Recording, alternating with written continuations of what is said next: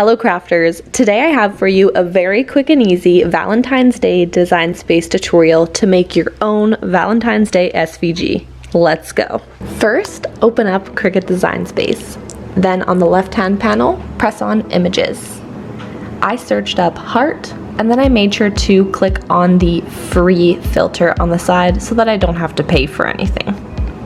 I'm going to select the one that I would like, so feel free to choose whichever one you like and hit add to canvas. I resized it to get the shape that I would like, and I'm going to duplicate my image. Now, just so that you can see what I'm doing, I will change the color, that way you can see the offset and the outline in the background. We're going to make this one a little bit smaller, so we're going to get that outlined effect, highlight them both. To make sure they're centered, you can hit this align button, and I did align horizontally. Now highlight them both and press slice on the bottom right-hand panel. Wonderful.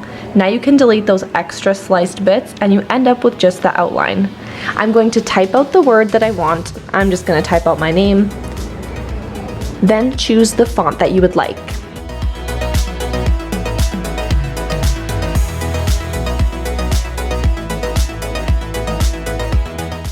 Next, you're gonna hit on shapes.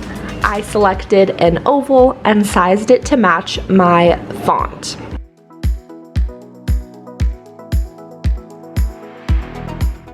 Now we're going to put this oval over top of our heart shape, size it to the way that you want your font to end up, and then again, highlight over both of them and press slice on the bottom right-hand corner.